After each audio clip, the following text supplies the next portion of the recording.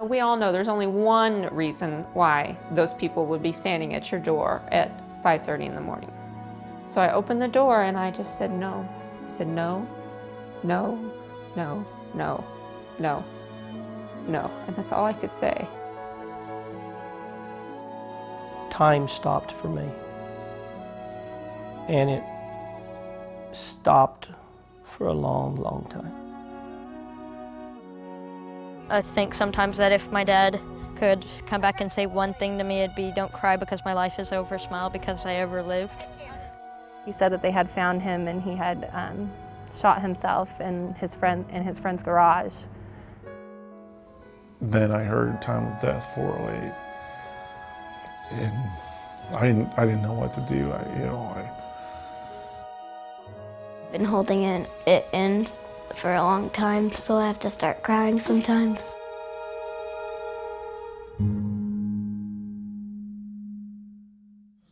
Hi, baby girl. Let's go. Come on. Todd and I met through a mutual friend. They were both in the Air National Guard, weapons loaders on the F-16. Todd and I didn't hit it off at first. He was a little standoffish, which I later learned was because he was shy, not because he was standoffish. So when I got to know him a year later, for real, we hit it off great.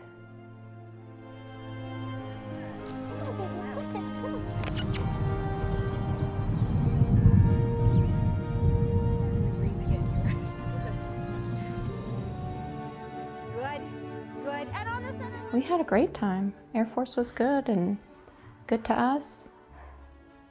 We held off having children for quite a while because I wanted us to have some time. We had what I called the 5-year plan, which quickly became the 4-year plan. And he was talking to Judith and me. And we talked for a while. And then he said, "Mom, I need to talk to Dad." So she got off the phone. And he said, "Dad," he said, "I've just been selected for this special assignment." I said, "Well, what is it?" He says, "It's flying the Talon II C-130 Special Ops." 2002, we moved to England. So I was thrilled. And Todd was too. We were excited about the adventure. But I found out soon that the special operations in the Air Force is very demanding, and they want their men to be available all the time. We spent Easter Sunday together as a family. Then he left on Monday. So I remember about 5 o'clock in the morning, he came and woke me up and I'm leaving. And he kissed me and I said the same thing I said every time, fly safe. Tate was 13 months old. I was still nursing her early in the morning because I wanted to sleep in a little. So I got up and I nursed her. It was like 5:30. And I laid her down in her crib. And just as I laid her down in her crib, there was a knock at the door. Anyway, I opened the door and I see them all standing here. And, you know, we all know there's only one reason why those people would be standing at your door at 5:30 in the morning. So I opened the door and I just said no. I said no, no, no, no, no, no. And that's all I could say. They couldn't confirm whether anyone was alive or dead, but I knew he was dead. The biggest responsibility I had in front of me in the immediate future was I had to call Ron and Judith. I can still see him going out the door at the airport when he left. And he went on another mission We didn't know where he was until we got the phone call. 12:24 a.m., April the 1st. But he was killed at 8:05 there in Albania.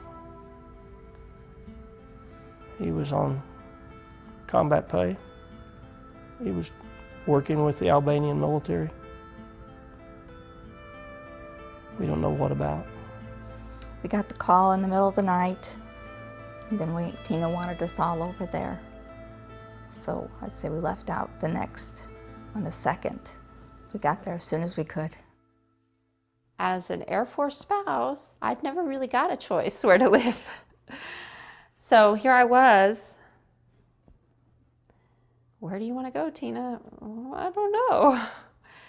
And, you know, at such a crazy time, I mean, I can't believe I even had my wits about me at all, but I just sat down and Ron and Judith said, you can stay with us until you decide, and then we'll move wherever you move. I love you, Mommy. Where are the boys?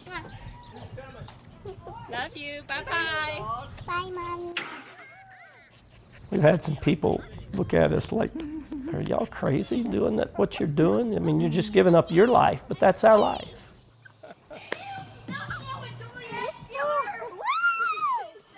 Shy they are. Higher? Higher. It was 2 years of just basically going through the motions. Just, first we had to have a funeral, and that took several months.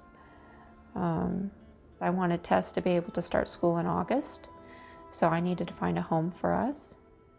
So that kept me busy, and then setting up the home kept me busy. Holidays, people visiting, there was always something going on for the first couple of years.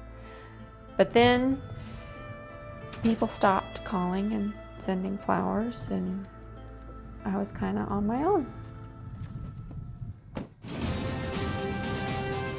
I said, you do have a daddy. I said, he's just not here. I said, you're a little different than everybody else, but you know what? Everyone is a little different.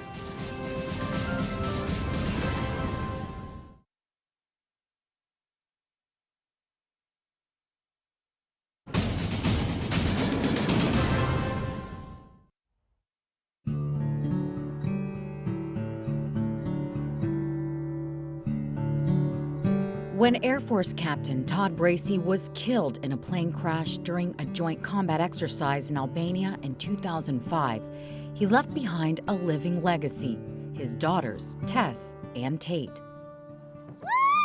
Ty. Tess has had more trouble than Tate. Tess and Todd were, they were very close. She's a very bright girl, and even at 4.5, she was a very bright girl. She honestly misses him, I remember when she was in 2nd grade and we were out and about, and she said, Mom, it's not fair. And I said, what's not fair? She said, it's not fair. Everybody has a daddy but me. And I told her, I said, Tess, I said, you do have a daddy. I said, he's just not here. He's in heaven. But you're right, it's not fair. I mean, you can't argue with that. I'm picking his hooves. You can put it down over. But Tate has been really taking it in stride. A couple of years ago, there was a time when she was very upset because there weren't a lot of pictures of her and her daddy. And she saw pictures of Tess and Daddy. And so she would find those pictures and she would say, look, Mom, it's me and Daddy, look. Because it was when Tess was about the same age as Tate. And Tess would go, no, that is not you and Daddy.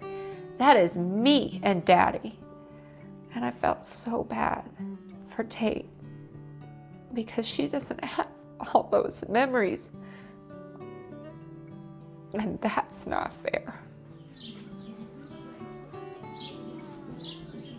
That was something that has kept me through, it really kept me going right after the accident, was the two girls. I've always said without them, I'd probably be in the corner helpless because I always felt like they'd already lost their dad. They don't need to lose their mom too.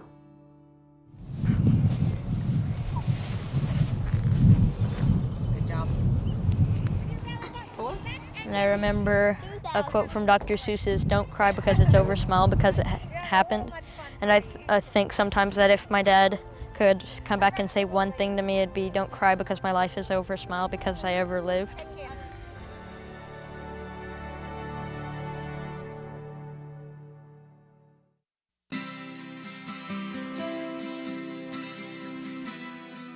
I met Mike when I was 15 at church. We had just moved to Bellflower.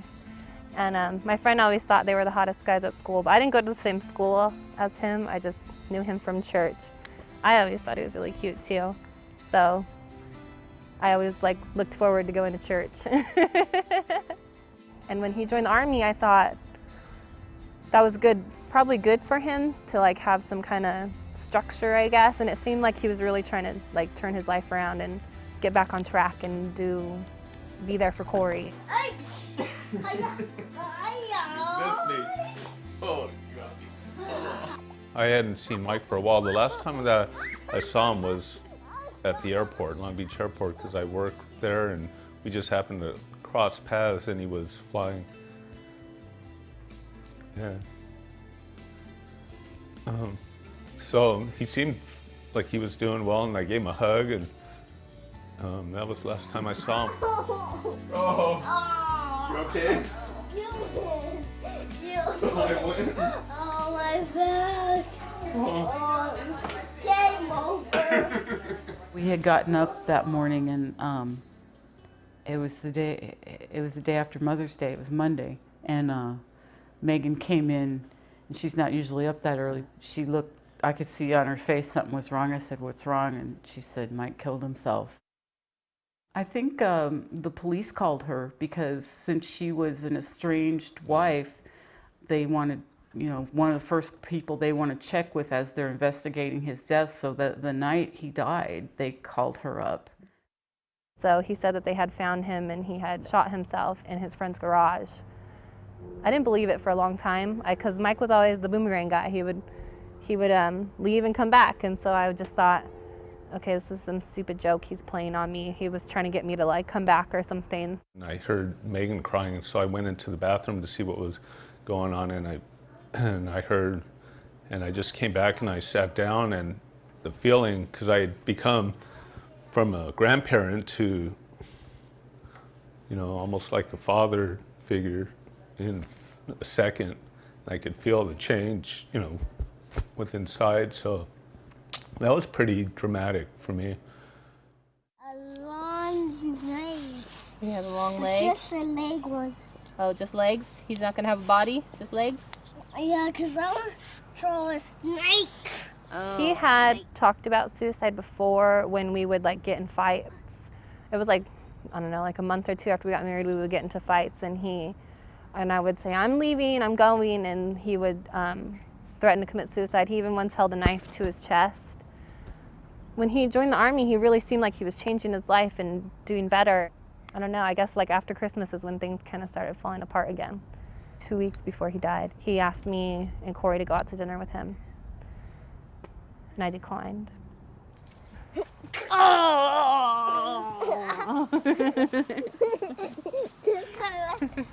I think a lot of people think that because we were separated, I didn't care. I think that's how him and his family feel. But I still loved him. I just wasn't going to let me and my child live like that anymore. So I had to create a better life for my child. We moved back in with my mom when me and Mike separated, and then I tried to quit working so I can spend more time with Corey, because I think that that's really important. And I do go to school more, but I just work a lot less. My family helps out a lot because I was diagnosed with lupus about a year ago. And ever since that, they have really kind of stepped in to help. It just would hurt that to look at this poor little kid and realize that that his dad abandoned him. I'm kind of mad now. I went through grieving, and now I've been mad now for about a year. Kind of pissed off at Mike for leaving. Okay. Was he mad? I don't know, he looks pretty mad to me. For a while he was mad and wouldn't look at pictures of him at all. I would even show him pictures and he would like hit them or punch them. And so I kind of tried to just put them on the walls in his room so he could look at them if he wanted to. He didn't have to. Megan has gotten him into therapy to help answer the questions as they come up. And right away we decided we weren't going to lie to him, but we didn't know what we were going to say. We didn't want to give any details. We didn't want to have any negative connotation. The worms will mix it for you. I really didn't expect my life to be where it is at 25. I thought when we got married in about 5 years, that was about 5 years, I'd like have a house and some kids and stuff. I didn't think I'd be living at home with my mom going to school. Being able to hold grudges kind of makes it easier not to be so upset about it. Like, I still get sad and I get mad, but I mean, I can hold it in easier, I think, and not cry so much or whatever. I've gotten really good at holding the crying in. For about 3 minutes, she broke down and cried. And after 3 minutes, she wiped the tears away and she said, "I'm being selfish." She said, "There's a reason this has happened to me, and I'm gonna beat this and I'm gonna get better."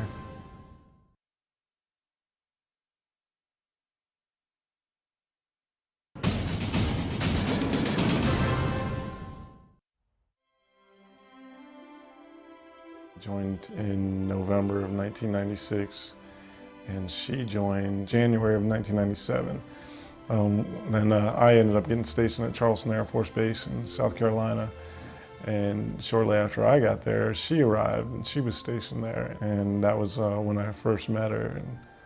And I remember I was like, instantly, I was like, oh, I like her. I knew I loved her from the moment I met her, and when her and I finally came together and decided that we wanted to be together and we didn't want to just be friends anymore, then I knew, I was like, there's nothing that I can foresee that would separate us. I knew that I was like, well, this is it, because there's nothing that would tear us apart.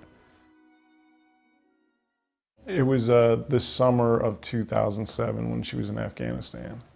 It would have been 1 year because she came back in about September of 2007. And then it was September of 2008 that she was diagnosed with leukemia. She was still doing all her workouts and everything, but then all of a sudden at the beginning of September, she started feeling like a little more run down, and she didn't have the energy to do all her workouts. A hematologist walked in, and from the moment he walked in, like, you could tell it was not gonna, it was bad news. And that's when, he told us, and that was the worst day of my life before I knew what the worst day of my life could be. For about 3 minutes, she broke down and cried. And after 3 minutes, she wiped the tears away and she said, "I'm being selfish." She said, "There's a reason this has happened to me, and I'm gonna beat this and I'm gonna get better." There was no what if. There was never any discussion of the worst. It was always, "I'm gonna beat this." She never had a doubt in her mind. She was like, she had tough days, but it was very rare. She had a few tough days, but for the most part, she was just like, "I'm gonna beat this," because she spent a few days in the ICU, and she would always rebound. With every small victory, she was like, "I'm gonna beat this." I remember that night going to bed, and I was laying on the little chair in the room, and it was every hour, you know. It was, and I don't know what time it was. It was probably about 1 o'clock in the morning. And they came in, they gave her the Demerol, and then she was okay. And we were laying there, and I remember I let out like a sigh, like you know, like I was like so tired. She was still awake, and she said, "Chris, why don't you go home?" She's like, "You don't have to stay here." And I was like, "No, I'm not going anywhere." And I mean, looking back, I'm so glad that, you know, I didn't. I mean, as tough as it was. The next time she woke up, they came and they gave her the Demerol, and she didn't really respond to the Demerol, and then she started she started having trouble understanding and responding. And so they had me, you know, talking to her, and I was talking to her, and I was, you know, I was like, Jessica, you know, and she was mumbling like she was trying to, you know, say something. And that's when they started, you know, they bring in the crash cart, and this is, whatever, 3 o'clock in the morning, and all of a sudden, you know, all these people are in the room, and it was just, you know, all of a sudden it was just chaos, and I'm standing in the hallway, and I'm listening to all the things that are going on in the room, and it was just so scary. I didn't, you know, she wasn't supposed to happen. Them say time of death, 4:08, and I didn't know what to do at that point. It just didn't seem real, like, and you know, I knew she was gone. At the time of her death, she was in remission. It was really the effects of the chemo, and she ended up having some kind of blood clot in her vein coming out of her liver. I mean, it was the effects. That's what, you know, she had acute myeloid leukemia, and, you know, a lot of people, you know, say that, you know, she died of acute myeloid leukemia, and, you know, that's what made her sick. But, you know, I like to think that she beat it like she, you know, she was planning on beating it, because it was in her body when she died. I took all 3 kids, and I took them into my bedroom, and I sat them down, and I told them, I said, you know, Mommy's been very sick, and this morning she died. She's in heaven now, and that was, you know, that was tough to do. I'm the one that mostly cries a lot. I don't really do that. Because I miss her in my head. And I cry in my head. And my grandma, she said that I sometimes have to let it out. I've been holding it in for a long time, so I have to start crying sometimes. When I went back to work after the funeral and taking some time off, and it was difficult. There was a lot of times where I would find myself like tearing up, sitting at my desk, and sometimes I would have to go out to my vehicle and cry. How y'all doing? I'm Master Sergeant Sweet. I'm the NCOIC of the Airmen and Family Readiness Center. You know, out of the blue, one day I see that there's an opportunity to apply to be the NCOIC of the Airmen and Family Readiness Center on base, and I was like, well, this will be perfect. I saw this opportunity in front of me, and I just went right for it. And I was lucky enough to get selected for the position, and it just made a complete turnaround in my whole state of mind. And you know, I was doing a good job. I was doing a good job as a father, and I was doing a good job at work, but I still wasn't happy. And then I changed my jobs, and it made a world of difference. That's not an answer.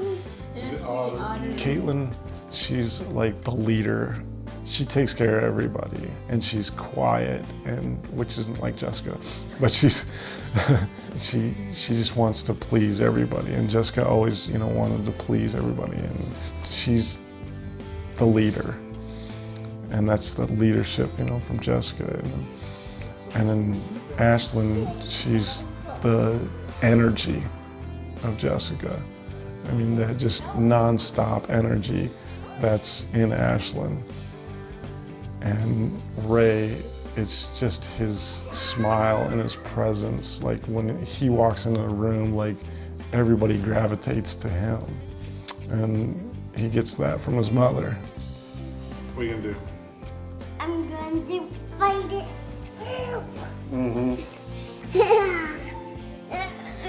Having dealt with, you know, her being deployed for, you know, months at a time, there was kind of a sense like, okay, I can do this, you know. And I couldn't do it at first because I was dealing with the grief and I had help.